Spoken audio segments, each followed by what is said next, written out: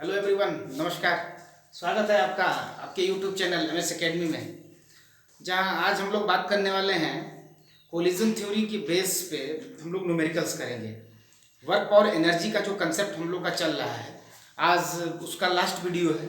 And in the last video I am concluding binding up with the few numericals along with few concepts which are left over. जो हम लोग पहला प्रश्न ले रहे हैं वो एनसीईआरटी के एडिशनल एक्सरसाइज से 6.25 है question number.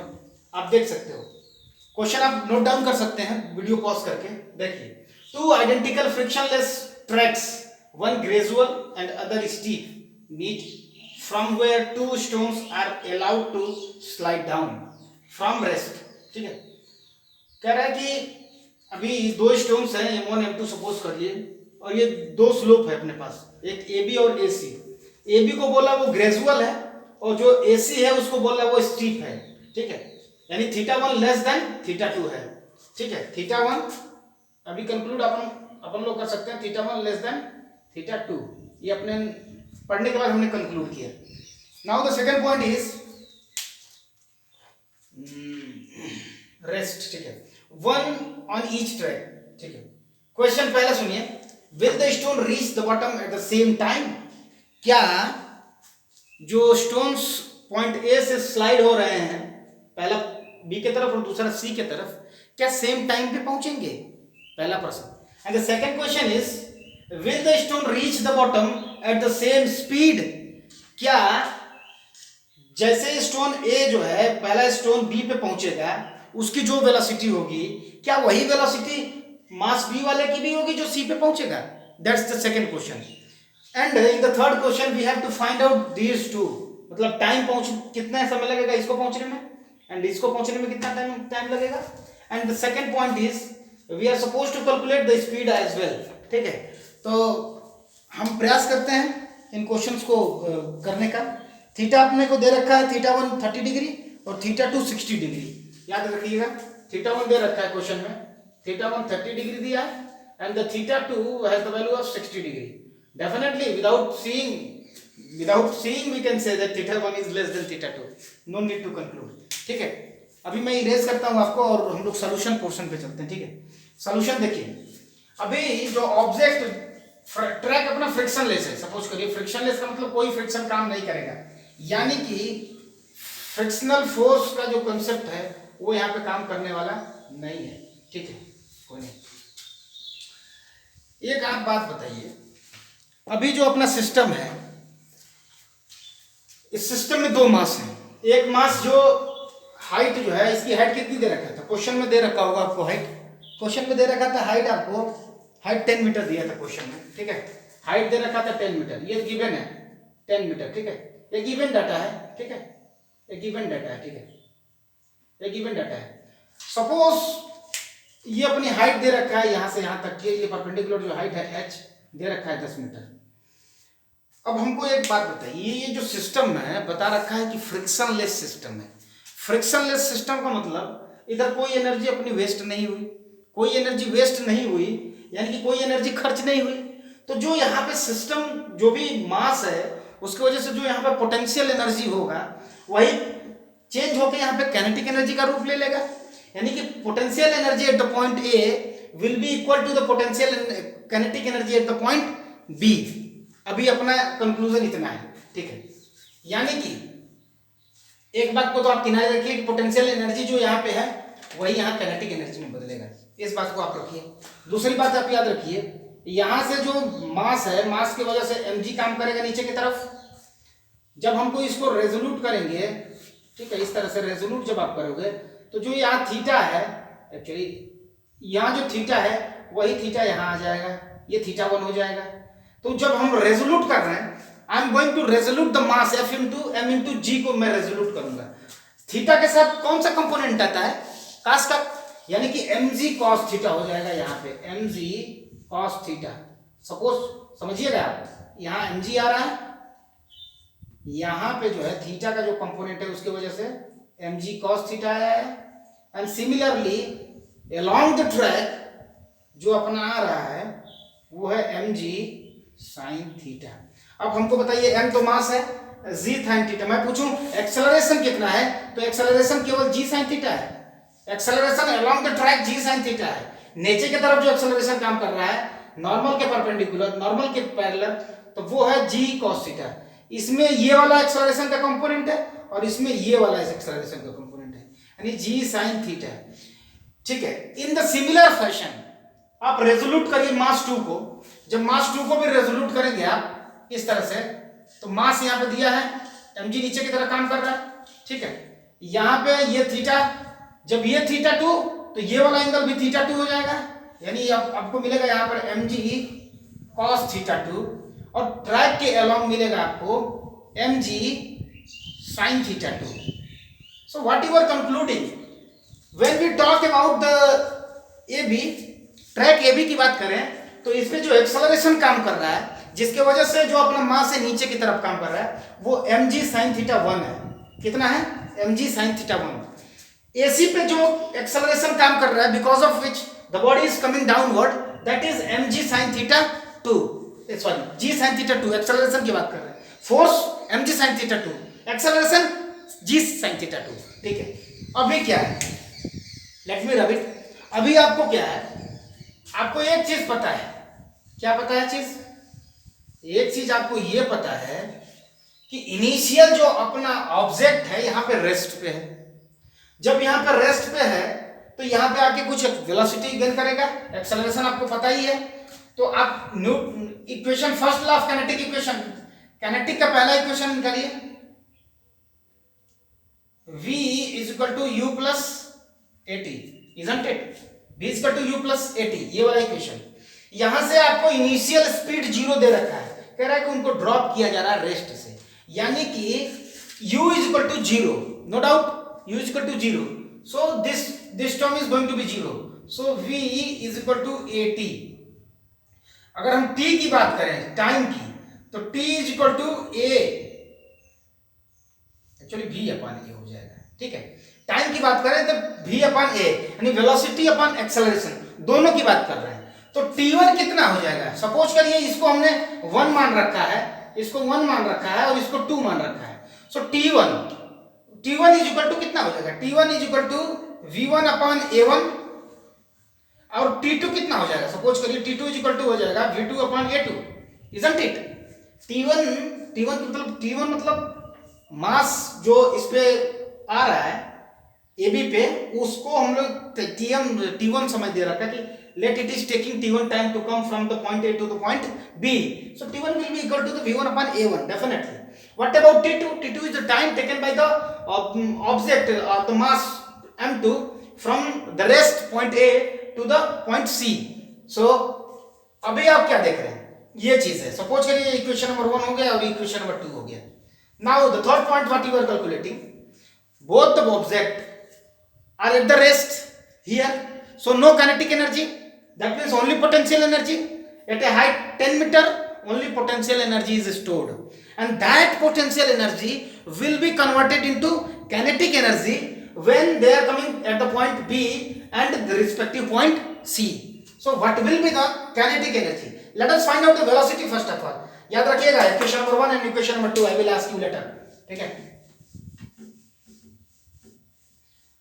The kinetic energy is 0, potential energy is mgh, so mgh is equal to वही पोटेंशियल एनर्जी यहां की काइनेटिक एनर्जी बन जाएगी, या यही पोटेंशियल एनर्जी यहां के काइनेटिक एनर्जी बन जाएगी, यानी mgh is equal to half mv square. m से m आप कैंसिल कर सकते हो, v यहां से यदि आप कैलकुलेट करो तो v इक्वल टू हो जाएगा 2gh और वो भी अंडर रूट में। यानी कि आपको एक बात तो पता हो गया, क्या? कि जो वेलोसिटी है it is the function of height and g दोनों के लिए सेम है एंड h दोनों 10 मीटर पे हैं। यानी कि जो दोनों ऑब्जेक्ट्स हैं एट द, जब मास m1 b पे आएगा और मास m2 जब c पे आएगा, एट दैट टाइम दोनों की वेलोसिटी सेम होगी। आपको भूलना नहीं है, चाहे θ1 कितना भी हो चाहे θ2 कितना हो, both the object will come at the bottom at the same speed. The point to be remembered is very simple, चूंकि इसमें g है, g is 9.8 and h is equal to 10 metre, both are independent, so v is independent of mass, mass पे depend नहीं करता है। That's why velocity v1 आप कह सकते हो v1 is equal to v2 is equal to v, ठीक है, यानी दोनों एक स्पीड से पढ़ेंगे। एक क्वेश्चन था ना, will they reach at the same speed, तो yes they will reach at the bottom at the same speed. Now what about the time? We are going to calculate the time. What about the equation number 1 and equation number 2? Just recall me. I'm asking about the equation number 1. That was equal to t1 upon v upon a, v1 by a1 suppose v1 by a1 and t2 is equal to क्या था, v2 upon a2, isn't it? Yes. What you are getting? अभी हमने conclude किया कि जो velocity है दोनों की सेम है, यानी v1 और v2 लिखने का कोई मतलब नहीं है, यानी ये तो कांस्टेंट है, ये दोनों तो बराबर है, दोनों दशाओं में जो v2 और v1 का मान है वो कांस्टेंट है, यानी t1 is proportional to 1 by a1 and t2 is proportional to 1 by a2, यानी कि अब जो समय लगेगा वो एक्सेलरेशन के इनवर्सली प्रोपोर्शनल होगा, यानी जिसका एक्सेलरेशन जितना ज्यादा होगा उसको उतना ही कम समय लगेगा बॉटम पे पहुंचने में, यानी यदि इसका एक्सेलरेशन ज्यादा है तो ये जल्दी पहुंचेगा और यदि इसका एक्सेलरेशन ज्यादा है तो ये जल्दी पहुंचेगा, यानी इनवर्सली प्रोपोर्शनल ना, greater the acceleration laser will be the time taken, ठीक है, जितना ही ज्यादा एक्सेलरेशन है तो जल्दी से पहुंच जाएगा, यानी समय कम लगाएगा। That is the point to understand. चलिए अभी आप बताइए a1 इज इक्वल टू क्या था, हमने कंक्लूड किया था g sin theta, a1 is equal to g sin theta 1, a1 is equal to g sin theta 1 था और a2 इज इक्वल टू कितना था, g sin थीटा 2 था। थीटा की वैल्यू कितनी है 30 डिग्री है और थीटा 2 की वैल्यू है 60 डिग्री। अभी आप रख लीजिए g sin 30 और यहाँ पे हो जाएगा a2 is equal to g sin 60। What you are getting, sin 30 has a value of 1 by 2, so g by 1 by 2 of g, ये आपका होगा a1 का मान, that is the acceleration is half of the g. Now a2 क्या हो जाएगा आपका, sin theta equal to root 3 by 2, so root 3 upon 2 into g, so definitely what you are getting, a2 is root 3 times greater than a1, यानी a2 is greater than a1। आप देखिए ना, a1 g by 2 है, a2 root 3 g by 2 है, तो ये ज्यादा है ना, यानी a2 ज्यादा है, a2 ज्यादा का मतलब एक्सेलरेशन ज्यादा है, एक्सेलरेशन ज्यादा का मतलब जल्दी पहुंच जाएगा, जल्दी पहुंचने का मतलब समय कम लगाएगा। That means what I can conclude here I am concluding a2 is greater than a1। अभी आप देख लो a2 is greater than a1, आपको भी पता चल रहा है यहाँ से definitely a2 is greater than a1, और यहाँ से इनवर्सली प्रोपोर्शनल है, implies that T1 greater than T2। Inversely proportional का रिलेशन समझ लीजिए, जब A2 ग्रेटर देन A1 है यानी T1 ग्रेटर देन T2 होगा। ये आपका आंसर रहा, ठीक है, ये आपका आंसर रहा, आप आंसर निकाल सकते हो, ठीक है, ये है ये तरीका आपका करने का, ठीक है। और समय यदि निकालने की बात हो, आप कैसे टाइम निकालेंगे, पूछा था ना टाइम निकालने के लिए, तो टाइम आप कैलकुलेट कर सकते हो। कैसे कैलकुलेट करोगे time, let me tell you. अभी टाइम का फॉर्मूला भी पता है आपको, t is equal to v by a, v आपको पता है, तो t1 is equal to v, v कितना था, v आपको वेलोसिटी नहीं पता है ना, अंडर रूट 2gs था, अंडर रूट 2g की वैल्यू 10 रख लीजिए, h की वैल्यू कितनी रखेंगे आप, h की वैल्यू 10 रख लीजिए, यानी 100, यानी 10 रूट 2 हो जाएगी आपकी वेलोसिटी। वेलोसिटी जो ऑब्जेक्ट जो है चाहे a हो चाहे b हो, जब पॉइंट b पर या पॉइंट c पर पहुंचेंगे उनकी स्पीड हो जाएगी 10 रूट 2 मीटर पर सेकेंड, वो हो गया t, तो t इक्वल टू v यानी 10 रूट 2 अपॉन a। एक्सेलरेशन की वैल्यू कितनी है, g sin थीटा 1 था ना, g sin थीटा 1, तो t1 निकल जाएगा, t2 निकालेंगे आप 10 root 2 g sin theta 2, theta की वैल्यू इसमें 30 रख लीजिए, आंसर आ जाएगा t1, थीटा की वैल्यू 60 रख लीजिए, ये t2 आ जाएगा। और जैसे ही आप निकालेंगे आपको पता चलेगा कि t1 ज्यादा हो रहा है t2 से, ठीक है। आप इसमें कंफर्टेबल हैं, hope you are comfortable with it, so we are moving toward the next question. आप क्वेश्चन नोट कर सकते हैं। A 1 kg block situated on the rough incline is connected to spring of spring constant 100 Newton per meter. The block is released from the rest with the spring in the unstretched position. The block moves 10 centimeter. Point to be remembered here, 10 centimeter. या 10 centimetre आपका 10 centimetre down the incline before coming to the rest. Find the coefficient of friction. आपको ज्ञात करना है coefficient of friction यानी mu ज्ञात करना है आपको between the block and the incline. यहाँ पे ब्लॉक और इंक्लाइन के बीच में जो काम कर रहा है उसको ज्ञात करना है। इंक्लिनेशन थीटा यहाँ का दिया है आपको 37 डिग्री और कोएफिशिएंट ये के की वैल्यू दे रहा है, स्प्रिंग कांस्टेंट की वैल्यू दे रहा है आपको 100 न्यूटन पर मीटर। कह रहा है कि सपोज करिए कि स्प्रिंग के पास जो है मास जो है नेग्लिजिबल है और पुली जो अपनी है यहाँ काम कर रही है फ्रिक्शनलेस है। ठीक है, क्वेश्चन आपने नोट कर लिया है। क्वेश्चन समझना ये है कि एक मास है 1 केजी का जो इस स्प्रिंग से ये पुली और स्प्रिंग सिस्टम से कनेक्टेड है इस तरह से कि यहाँ पे पुली लगा हुआ है और ये कनेक्टेड है इससे और ये फ्रिक्शनलेस सरफेस नहीं है बल्कि फ्रिक्शन इस पे है। तो इस ब्लॉक और इसके बीच में कुछ फ्रिक्शन काम करेगा। इस मास की वजह से कितना फ्रिक्शन काम करेगा वो हमें ज्ञात नहीं करना है, हमें ये ज्ञात करना है कि कोएफिशिएंट ऑफ फ्रिक्शन कितना है।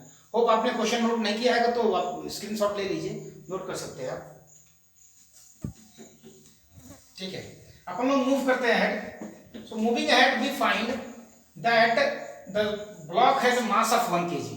1 kg ब्लॉक का मास है, वेट कितना हो जाएगा तो 1 × g यानी 10 kg हो जाएगा है?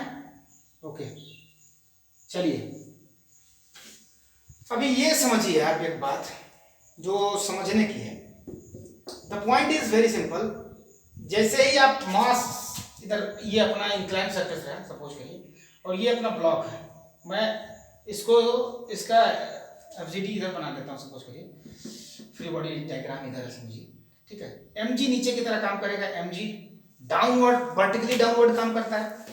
मैं बताता जैसे ही आप रेजोल्यूट करेंगे तो इंक्लाइन के पैरेलल में ये जितना डिग्री है ये थीटा है तो ये भी थीटा बनता है और थीटा के साथ जब हम रेजोल्यूट करते हैं कॉस वाला कंपोनेंट आता है, ये कॉस वाला कंपोनेंट आता है यानी कि यहाँ से जो इधर आ जाएगा ये वाला आपका थीटा बनेगा, सॉरी ये वाला थीटा बनेगा अभी, और ये आपका कॉस वाला कंपोनेंट आता है थीटा के साथ, आपको पता है यानी mg cos थीटा यहाँ आ जाएगा, mg cos थीटा और यहाँ नॉर्मल काम करेगा यानी n = mg cos थीटा एक इक्वेशन बनेगा।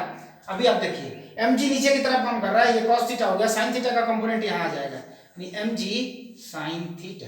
तो यदि मैं यहाँ लिख दूं आपको ये आपका mg sin थीटा है, इधर को काम कर रहा है, ठीक है, और यहाँ पे काम कर रहा है mg cos थीटा, तो आपको कोई आपत्ति नहीं होनी चाहिए। Hope you are not having any kind of problem. mg cos theta mg sin theta normal नीचे ऊपर की तरफ काम करेगा ऊपर। यहाँ फ्रिक्शनल चूंकि 1 kg का जो ऑब्जेक्ट है जो मास है उसके वजह से स्प्रिंग खींचेगा, कितना खींच के बढ़ रहा है that is 10 centimetre. 10 centimetre x जो है डिस्प्लेसमेंट हो रहा है 10 सेंटीमीटर। आप 10 सेंटीमीटर को लिख सकते हो 0.1 मीटर लिख सकते हो। ठीक है, सेंटीमीटर को मीटर में बदलने के लिए 100 से डिवाइड करते हैं। ठीक है, जैसे ही आप डिवाइड करेंगे 0.1 मीटर हो जाएगा। वो डिस्प्लेसमेंट है किसमें, स्प्रिंग में। स्प्रिंग डिस्प्लेस हो रहा है यानी कि इसमें पोटेंशियल एनर्जी स्टोर्ड हो जाएगी।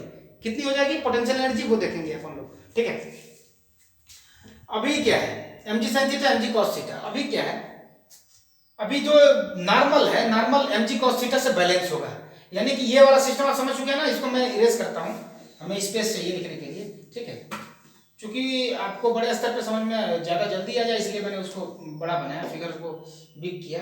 तो अभी आप क्या देख रहे हो n = mg cos theta, isn't it? n = mg cos theta. Theta की वैल्यू आपको 37 है, we will put it in the last में पुट करेंगे हम थीटा की value 37 degree. mg cos theta यानी mg cos थीटा, ये इक्वेशन नंबर 1 रहा। What about the force acting toward down. अभी जो है फोर्स क्या, फ्रिक्शनल फोर्स जो काम करेगा, मैं बताया था जो फ्रिक्शनल फोर्स काम करता है वो प्रोपोर्शनल होता है, या यूं कहें Fs = μk × n। Fs = μk × n friction में पढ़ चुके हैं, नहीं पढ़े तो आप फ्रिक्शन वाला वीडियो फिर से देख सकते हैं। Fk = μk × n। सो Fk = μk। म्यू की वैल्यू कितनी है नहीं पता है साहब, चलिए कोई नहीं, वही तो हमें कैलकुलेट करना है अल्टीमेटली। F = तो F ही रखिए, F = μk × n। तो n की वैल्यू कितनी है अभी यहां से रख लीजिए, वो हो जाएगा mg cos थीटा। थीटा की वैल्यू पता है, लास्ट में रखेंगे। ठीक है, इसको यहीं रखने दीजिए। चलिए अब हमको ये बताइए, इक्वेशन नंबर 2 आपका हो गया कि नीचे की तरफ फोर्स एक्चुअली कितना काम कर रहा है, how much force is acting toward the down. तो उसकी बात कर रहे हैं तो नीचे की तरफ, अभी तो नीचे की तरफ mg sin थीटा काम कर रहा है, mg sin theta, I am calculating the force acting downward mg sin theta, और इसको काउंटर बैलेंस कर रहा है फ्रिक्शनल फोर्स, यानी Fk कह सकते हो या Fs कह सकते हो। यानी आप लिख सकते हो mg sin थीटा माइनस के Fk की वैल्यू इक्वेशन नंबर 2 से, put the value of Fk from the equation number 2, you are getting mu के mg cos of theta। now just you calculate, ये फोर्स एक्टिंग अपवर्ड है, ठीक है, मैं इसको इरेज कर रहा हूँ, आप equation as it is note कर सकते हैं। n equal to mg cos theta, f equal to mu into n हो जाएगा, n की वैल्यू हम लोग इक्वेशन नंबर 1 से पुट करेंगे, Fk इक्वल टू म्यू के इनटू mg cos थीटा हो जाएगा। आपको पता है total force acting toward the down हो जाएगा mg sin थीटा, नीचे की तरफ काम कर रहा है, तथा फ्रिक्शनल फोर्स मोशन के अपोजिट में काम करता है, मतलब कि ऊपर की तरफ काम करेगा, तो इसमें से वो फोर्स घट जाएगा, यानी mg cos थीटा नहीं बल्कि mg sin theta minus Fk की वैल्यू आपको पता है क्या है, म्यू इनटू n, और n की वैल्यू पता है आपको mg इनटू cos थीटा, यानी म्यू के mg cos थीटा, सो ये घट जाएगा। तो टोटल जो फोर्स अपना ऊपर की तरफ काम कर रहा है वो इतना है, mg sin theta minus mu के इनटू mg cos थीटा। यानी कि यदि हम फोर्स की बात करें कि कितना काम कर रहा है ऊपर की तरफ, तो इसमें से mg कॉमन ले लीजिए, आप दोनों में से mg कॉमन ले सकते हैं, इजंट इट, आप कॉमन ले सकते हैं, ले लीजिए, ठीक है। mg कॉमन लेते ही आपको मिलेगा यहाँ से cos थीटा, बल्कि sin थीटा मिलेगा यहाँ से sin theta minus k mu के into cos theta, isn't it, yes it is, ठीक है। ये रहा फोर्स।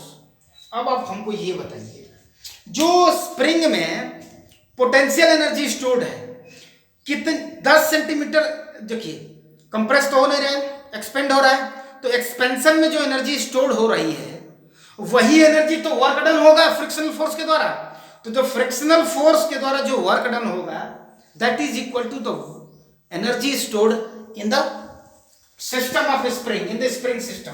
तो अभी आप क्या कह सकते हो कि जो potential energy of the spring है, स्प्रिंग की जो पोटेंशियल एनर्जी है, पोटेंशियल एनर्जी ऑफ स्प्रिंग, ठीक है, is equal to work done, is equal to work done, ठीक है। पोटेंशियल एनर्जी ऑफ जो भी है वो वर्क डन के बराबर होगा। चलिए अभी क्या होगा, पोटेंशियल वर्क डन कितना हो जाएगा, वर्क डन सपोज करिए इसको इधर रखते हैं, कोई किधर देखिए कोई फर्क नहीं,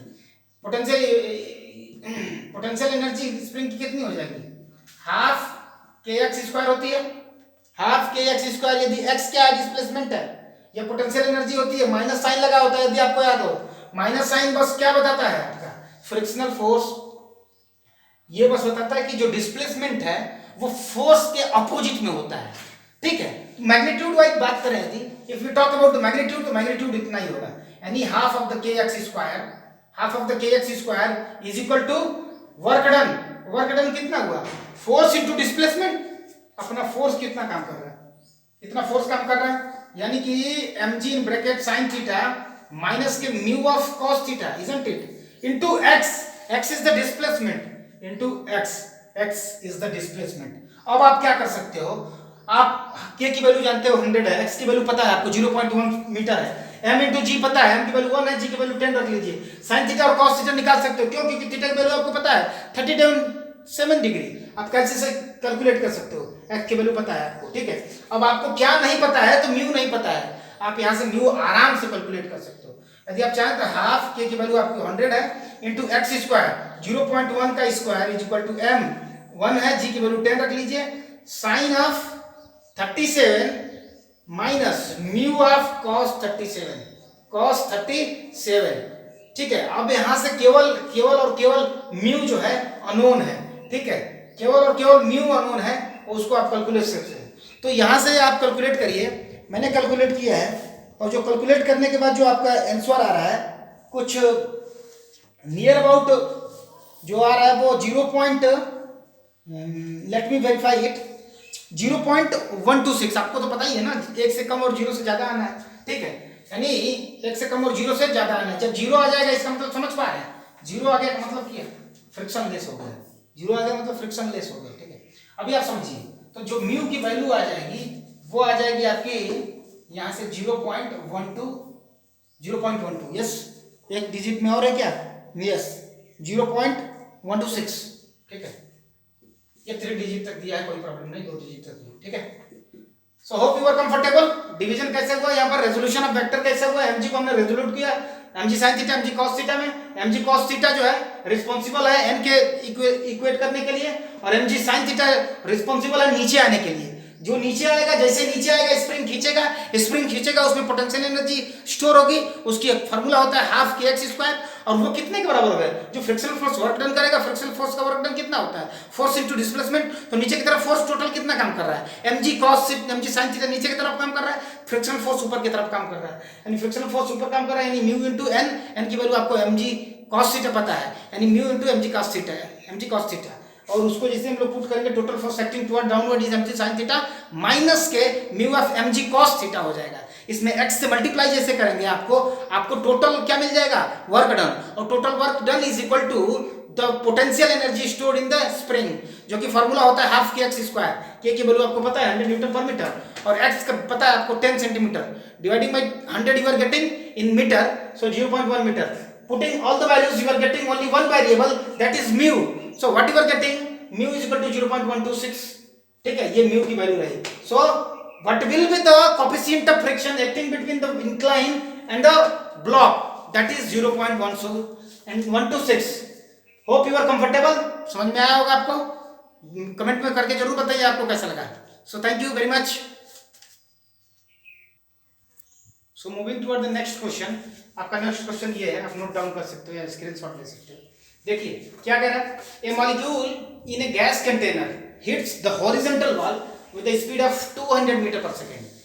कोई जो मॉलिक्यूल है, कोई गैस कंटेनर में मॉलिक्यूल, कोई एक गैस कंटेनर है जिसमें गैस रखा हुआ है, तो गैस का जो मॉलिक्यूल है हॉरिजॉन्टल वॉल पे 200 मीटर पर सेकेंड से टकराता है, वो भी वर्टिकली डाउनवर्ड नहीं बल्कि एट एंगल ऑफ 30 डिग्री। ठीक है, कह रहा है कि विद द नॉर्मल से 30 डिग्री एंगल बनाते हुए, कह रहा है कि and the rebounds with the same velocity, कह रहा है कि सेम स्पीड से रीबाउंड करता है। कह रहा है कि इज द मोमेंटम कंजर्व्ड, क्या जो मोमेंटम है सिस्टम का कंजर्व्ड रहता है। दूसरा क्वेश्चन है कि इज कोलिजन इलास्टिक और इनइलास्टिक, कि कोलिजन जो है आपको बताना है कि इलास्टिक है या इनइलास्टिक है, ये आपको बताना है। ठीक है, तो चलिए देखते हैं क्वेश्चन का। सबसे पहले एक फिगर बनाते हैं। फिगर बनाने में ये है कि ये एक गैस कंटेनर है, सपोज करिए इसमें गैस रखा हुआ है, सपोज करिए इसमें गैस के मॉलिक्यूल्स जो है बिखरे पड़े हुए। ठीक है, अब कह रहा है कि एक गैस का मॉलिक्यूल हॉरिजॉन्टल वॉल से, सपोज करिए बॉटम से, सपोज करिए बॉटम से, और वो भी कितने डिग्री पे? तो 30 डिग्री पे जो है, 30 डिग्री पे, ये थीटा है, सपोज करिए 30 है, 30 डिग्री पे यहाँ आ रहा है और ये टकराता है, और टकराने के बाद उसी स्पीड से रीबाउंड कर जाता है। यानी इधर v1 वेलोसिटी है तो इधर भी वेलोसिटी कितनी है? v1 है। यानी कि कहने का तात्पर्य क्या है? सबसे पहले तो आप ये समझिए कि जो हमारा मास है मॉलिक्यूल का और जो मास है अपना इस सिस्टम का, in that system is our container. जो कंटेनर है गैस कंटेनर, ये तो रिजिड है, ये हिलने वाला नहीं है, तो कोलिजन से पहले भी जो इसकी वेलोसिटी है 0 है एंड आफ्टर कोलिजन भी इसकी जो वेलोसिटी है वो 0 है। यानी कि वेलोसिटीज में, यानी इसके पास जो मोमेंटम है वो भी 0 है। वेलोसिटी 0 का मतलब मोमेंटम 0। यानी कि ये यदि हम कहें कि velocity before the collision and velocity after the collision same है, क्वेश्चन में दे रखा है आपको, सेम स्पीड से कोलाइड करने के बाद रीबाउंड करता है। यानी कि वेलोसिटी में कोई चेंज नहीं आ रहा है। यानी वेलोसिटी में चेंज नहीं आ रहा है का मतलब काइनेटिक एनर्जी में कोई चेंज नहीं आएगा।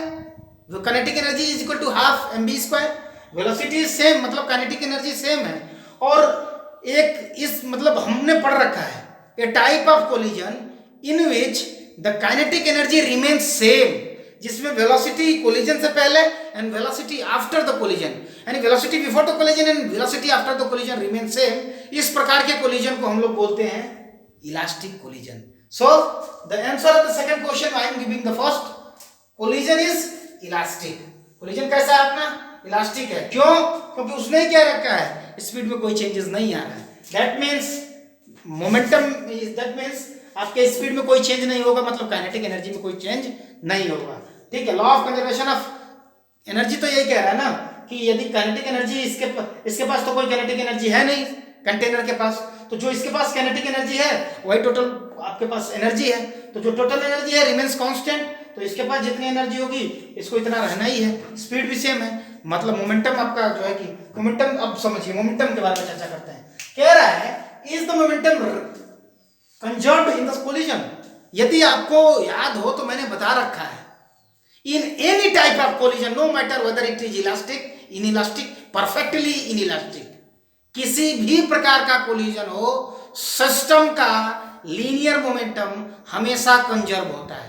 बता रखा हूं आपको, m1u1 प्लस m2u2 is always equal to m1v1 प्लस m2v2। क्या मैंने नहीं बता रखा है? मतलब कि चाहे जिस भी प्रकार का कोलिजन हो, हमसे कोई लेना देना नहीं है, that is another concern. My target is, अच्छा कोलिजन हो रहा है, ठीक है, मतलब कि सिस्टम का लीनियर मोमेंटम कंजर्व रहेगा। So is the momentum of the system remains conserved? तो yes, the momentum remains conserved. दूसरा question, what type of collision it is? So the collision is definitely elastic. क्यों? क्योंकि kinetic energy में कोई change नहीं आ रहा है। आपको कैसे पता काइनेटिक एनर्जी में चेंज नहीं आ रहा है? क्योंकि हमें पता है काइनेटिक एनर्जी वेलोसिटी पे डिपेंड करती है, और वेलोसिटी बदल नहीं रहा है, मतलब कि काइनेटिक एनर्जी भी नहीं बदलेगा। So very simple, very easy to calculate and to understand it. So hope you are comfortable with this, and with this I am going to end my video. So comment करके बताइए आपको तीनों जो question हमने करा रखा है आपको कैसा लगा। आप शेयर करिए ज़्यादा से ज़्यादा लोगों को, और यदि आपको वीडियो पसंद आए तो लाइक वाला बटन भी प्रेस करिए। So thank you very much.